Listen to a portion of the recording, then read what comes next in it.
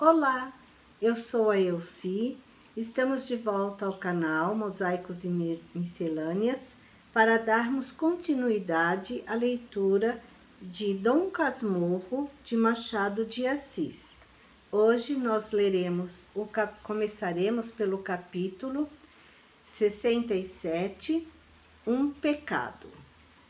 Já agora não tiro a doente da cama sem contar o que se deu comigo. Ao cabo de 5 dias, minha mãe amanheceu tão transtornada que ordenou me mandassem buscar ao seminário. Em vão, tio Cosme. Mana Glória, você assusta-se sem motivo. A febre passa. Não. Mandem buscá-lo. Posso morrer e a minha alma não se salva se Bentinho não estiver ao pé de mim.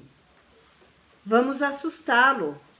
Pois não lhe digam nada, mas vão buscá-lo. Já, não se demorem.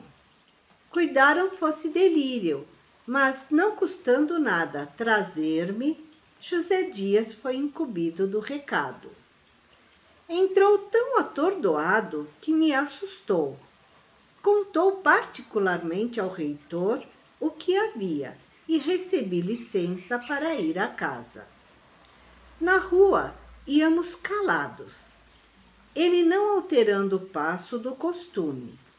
A premissa antes da consequência, a consequência antes da conclusão. Mas cabisbaixo e suspirando. Eu, tremendo ler no rosto dele alguma notícia dura e definitiva.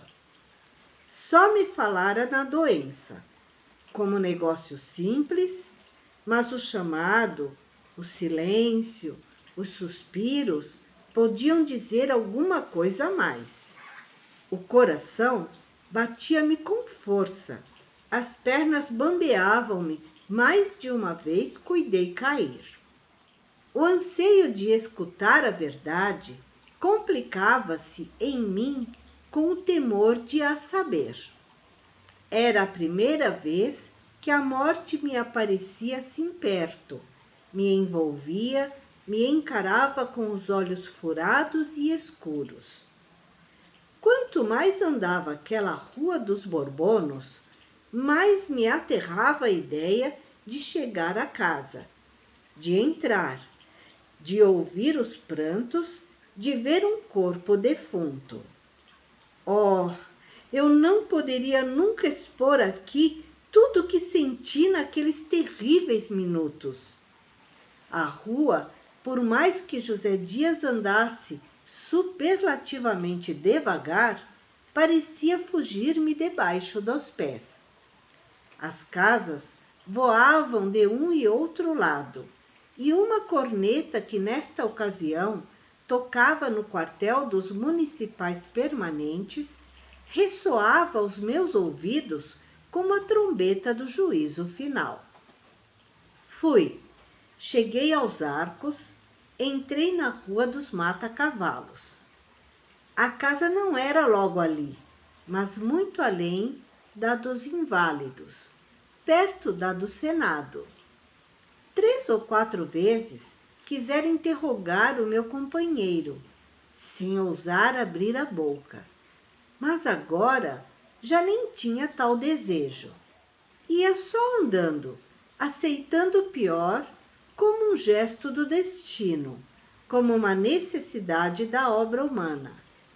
E foi então que a esperança para combater o terror me segredou ao coração não estas palavras, mas nada articulou parecido com palavras, mas uma ideia que poderia ser traduzida por elas. Mamãe defunta? Acaba o seminário. Leitor, foi um relâmpago. Tão depressa alumiou a noite, como se esvaiu e a escuridão fez-se mais cerrada pelo efeito do remorso que me ficou. Foi uma sugestão da luxúria e do egoísmo. A piedade filial desmaiou um instante, com a perspectiva da liberdade certa, pelo desaparecimento da dívida e do devedor. Foi um instante, menos que um instante, um centésimo de instante. Ainda assim, o suficiente para complicar a minha aflição com um remorso. José Dias suspirava. Uma vez, olhou para mim tão cheio de pena que me pareceu haver-me adivinhado, e eu quis pedir-lhe que não dissesse nada a ninguém, que eu ia castigar-me, etc. Mas a pena trazia tanto amor que não podia ser pesar do meu pecado. Mas então era sempre a morte de minha mãe. Senti uma angústia grande, um nó na garganta e não pude mais. Chorei de uma vez. Que é, Bentinho? Mamãe. Não, que ideia é essa? O estado dela é gravíssimo, mas não é mal de morte. E Deus pode tudo. Enxugue os olhos, que é feio um mocinho da sua idade andar chorando na rua. Não há de ser nada, uma febre. As febres, assim como dão com força, assim também se vão embora. Com os dedos, não. Onde está o lenço? Enxuguei os olhos, posto que de todas as palavras de José Dias, uma só me ficasse no coração. Foi aquele gravíssimo. Vi depois que ele só quisera dizer grave, mas o uso do superlativo fez a boca longa e, por amor do período, José Dias fez crescer a minha tristeza. Se achares neste livro algum caso da mesma família, avisa-me, leitor, para que o emende na segunda edição. Nada há mais feio que dar pernas longuíssimas a ideias brevíssimas. Enxuguei os olhos, repito, e fui andando, ansioso agora por chegar a casa e pedir perdão à minha mãe do ruim pensamento que tive. Enfim chegamos. Entramos, subi trêmulo os 6 degraus da escada e daí a pouco, debruçado sobre a cama, ouvi as palavras ternas de minha mãe, que me apertava muito as mãos, chamando-me seu filho. Estava queimando, os olhos ardiam nos meus. Toda ela parecia consumida por um vulcão interno. Ajoelhei-me ao pé do leito, mas como este era alto, fiquei longe de suas carícias. Não, meu filho, levanta, levanta. Capitu, que estava na alcova, gostou de ver a minha entrada. Os meus gestos, palavras e lágrimas, segundo me disse depois, mas não suspeitou naturalmente todas as causas da minha aflição.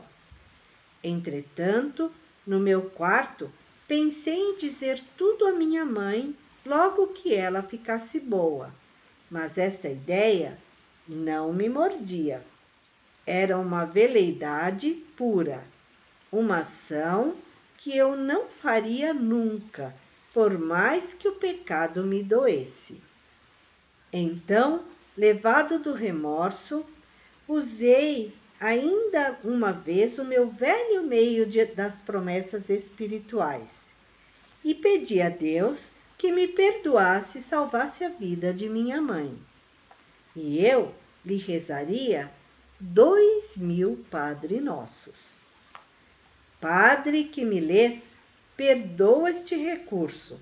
Foi a última vez que eu o empreguei. A crise em que me achava, não menos que o costume e a fé, explica tudo. Eram mais 2000. Onde iam os antigos?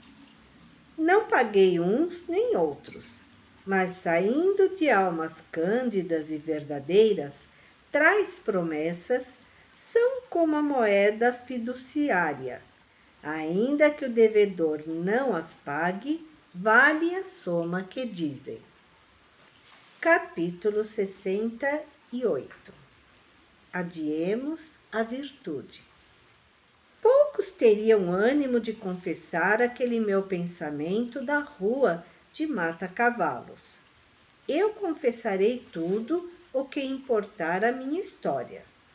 Montaigne escreveu de si: Ce ne sont pas mes gestes que j'écris, c'est moi, c'est mon essence.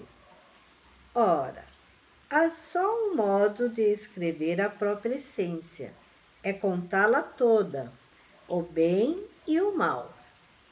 Tal faço eu à medida que me vai lembrando e convindo à construção e reconstrução de mim mesmo.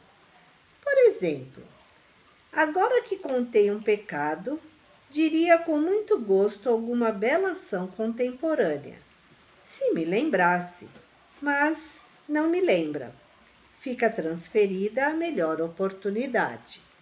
Nem perderás em esperar, meu amigo. Ao contrário, acode-me agora que não só as belas ações são belas em qualquer ocasião, como são também possíveis e prováveis pela teoria que tenho dos pecados e das virtudes, não menos simples que clara. Reduz-se a isso que cada pessoa nasce com certo número delas e deles, aliados por um matrimônio para se compensarem na vida. Quando um de tais cônjuges é mais forte que o outro, ele só o guia o indivíduo, sem que este, por não haver praticado tal virtude ou cometido tal pecado, se possa dizer isento de um ou de outro. Mas a regra é dar-se a prática simultânea dos dois, com vantagem do portador de ambos, e alguma vez com resplendor maior da terra e do céu. É pena que eu não possa fundamentar isto com um ou mais casos estranhos. Falta-me tempo. Pelo que me toca, é certo que nasci com alguns daqueles casais e naturalmente ainda os possuo. Já me sucedeu aqui no Engenho Novo, por estar uma noite com muita dor de cabeça, desejar que o trem da central estourasse longe dos meus ouvidos e interrompesse a linha por muitas horas, ainda que morresse alguém. E no dia seguinte, perdi o trem da mesma estrada por ter ido dar a minha bengala a um cego que não trazia bordão. Voilà mes gestes, voilà mon essence. Capítulo 69. A missa. Um dos gestos que melhor exprimem a minha essência foi a devoção com que corri no domingo próximo ao ouvir a missa em Santo Antônio dos Pobres. O agregado quis ir comigo e principiou a vestir-se, mas era tão lento nos suspensórios e nas presilhas que não pude esperar por ele. Demais, eu queria estar só. Sentia a necessidade de evitar qualquer conversação que me desviasse o pensamento do fim a que ia, e era reconciliar-me com Deus depois do que se passou no capítulo 67. Nem era só pedir-lhe perdão do pecado, era também agradecer o restabelecimento de minha mãe, e visto que digo tudo, fazê-lo renunciar ao pagamento de minha promessa. Jeová, posto que divino, ou por isso mesmo, é um Rothschild, muito mais humano e não faz moratórias, perdoa as dívidas integralmente, uma vez que o devedor queira deveras emendar a vida e cortar nas despesas. Ora, eu não queria outra coisa.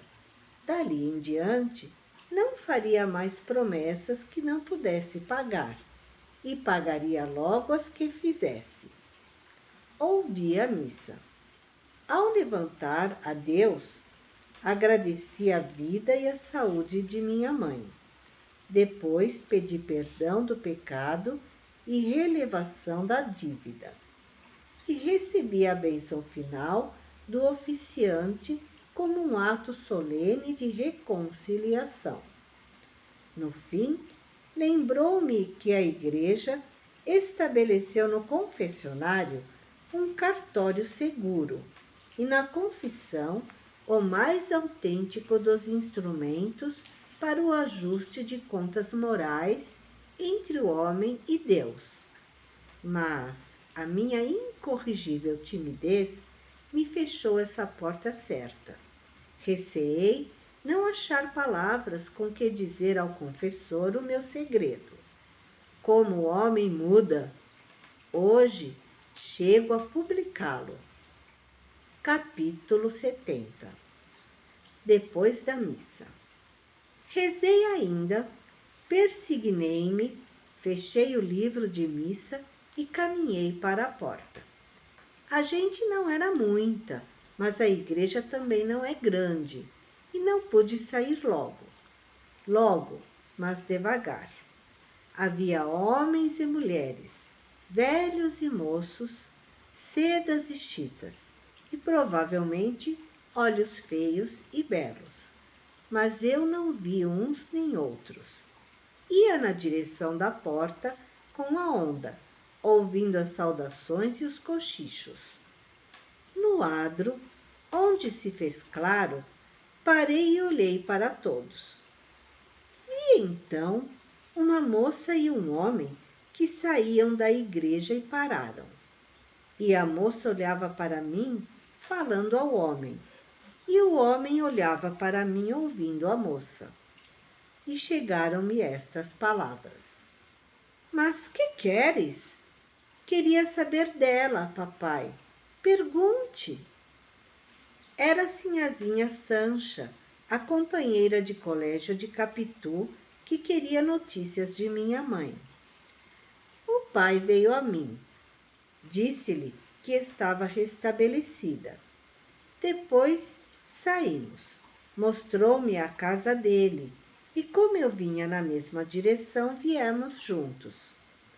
Gurgel era homem de 40 anos, um pouco mais, com propensão a engrossar o ventre, era muito obsequioso, chegando à porta da casa, quis, por força, que eu fosse almoçar com ele. Obrigado, mamãe espera-me. Manda-se lá um preto dizer que o senhor fica almoçando e irá mais tarde. Venho outro dia. Sinhazinha Sancha, voltada para o pai, ouvia e esperava. Não era feia, só se lhe podia notar a semelhança do nariz, que também acabava grosso, mas há feições que tiram a graça de uns para dá-la a outros. Vestia simples. Gurgel era viúvo e morria pela filha. Como eu recusasse o almoço, quis que descansasse alguns minutos. Não pude recusar e subi. Quis saber a minha idade, os meus estudos, a minha fé. E dava-me conselhos para o caso de vir a ser padre. Disse-me o número do armazém, Rua da Quitanda. Enfim, despedi-me. Veio ao patamar da escada, a filha deu-me recomendações para Capitu e para minha mãe. Da rua, olhei para cima. O pai estava à janela e fez-me um gesto largo de despedida. Capítulo 71. Visita de Escobar.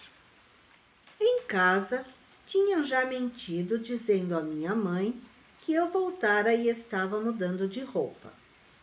A missa das 8 já há de ter acabado. Bentinho devia estar de volta.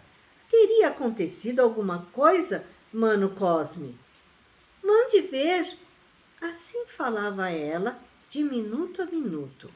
Mas eu entrei, e comigo a tranquilidade. Era o dia das boas sensações. Escobar foi visitar-me e saber da saúde de minha mãe. Nunca me visitara até ali, nem as nossas relações estavam já tão estreitas como vieram a ser depois.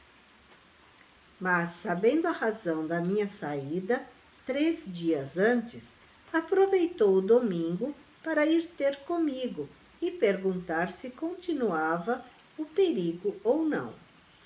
Quando lhe disse que não, respirou.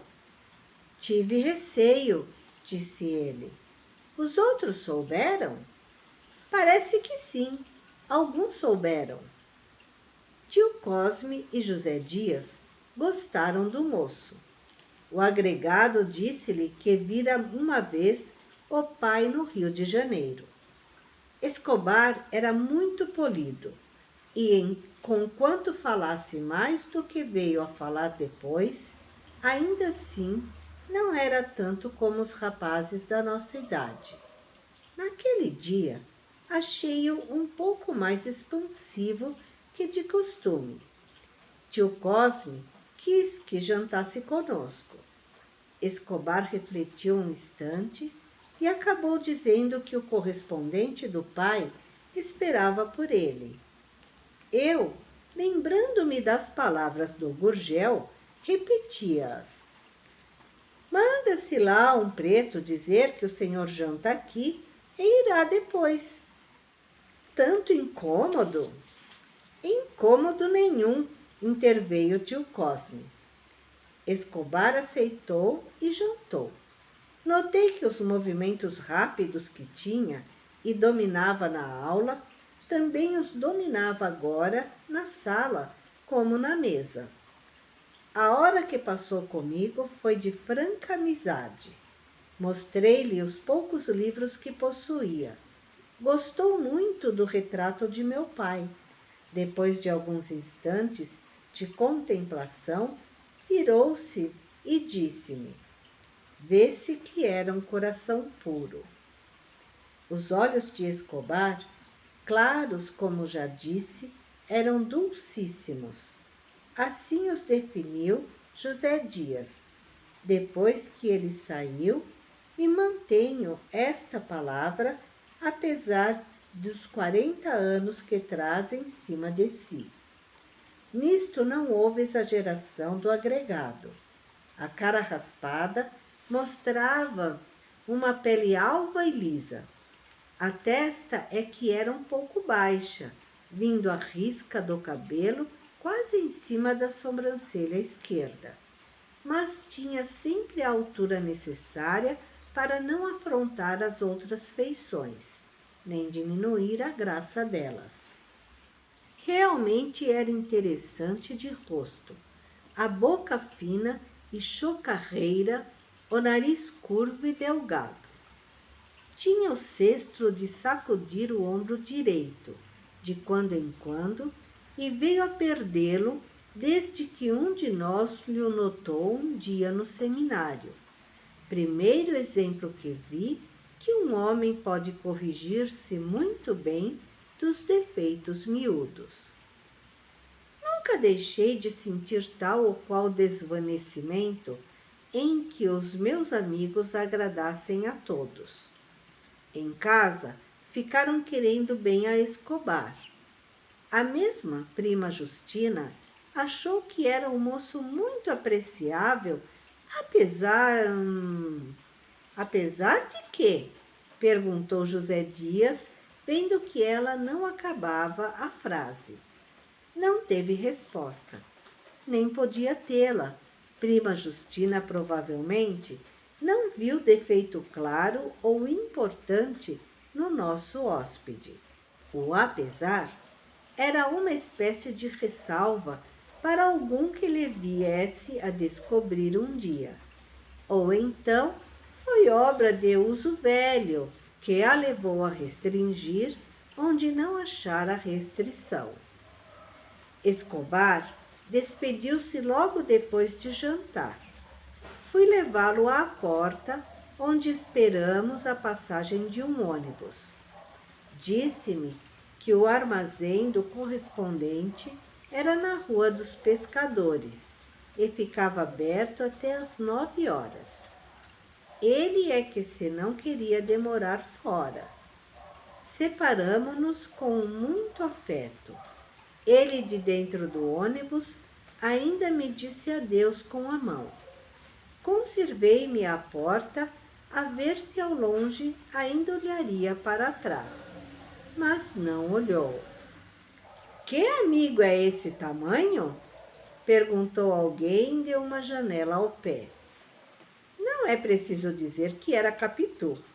São coisas que se adivinham na vida, como nos livros, sejam romances, sejam histórias verdadeiras. Era Capitu, que nos espreitara desde algum tempo por dentro da veneziana, e agora abrira inteiramente a janela e aparecera. Viu as nossas despedidas tão rasgadas e afetuosas e quis saber quem era que me merecia tanto. É o Escobar, disse eu, indo pôr-me embaixo da janela a olhar para cima. Espero que gostaram da leitura e o que temos a comentar desses capítulos. Primeiramente, o medo que o Bentinho teve de perder a mãe. E ao mesmo tempo, a pequena ideia rápida que passou pela sua cabeça de que se ela morresse, ele estaria livre do seminário, porque foi contra sua vontade. Então, assim, por um instante ele teve essa esperança de sair do seminário, mas ao mesmo tempo se retraiu e sentiu remorso por querer que a mãe morresse. Esse passa o tempo todo, o capítulo, ele vai à igreja, faz promessas que não cumpre, né? Mas ele acha que Deus é tão bom e perfeito que vai sempre estar perdoando, então as promessas que ele havia feito e não cumprido não dariam em nada.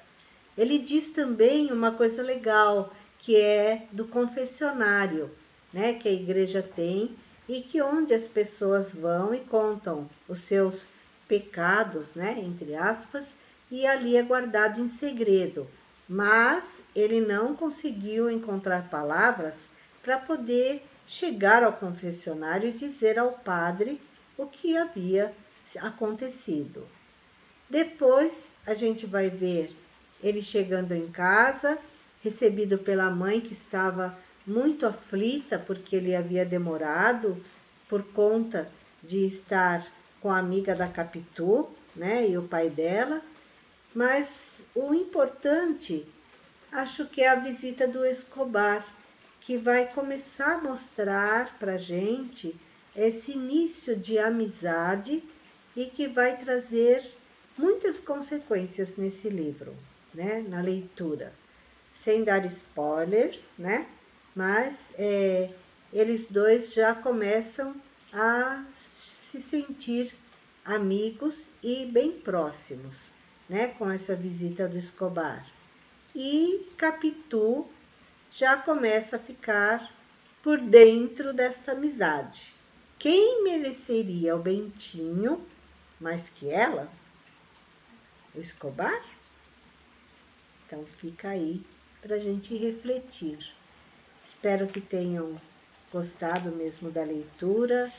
Machado de Assis é fantástico e nesse livro ele é muito explícito ao falar as coisas, né? Se gostaram, então ative o sininho, deixe seu joinha e comente com outras pessoas a respeito do nosso canal Mosaicos e Miscelâneas. Tem muita coisa boa rolando por lá. Um beijo e até a próxima leitura.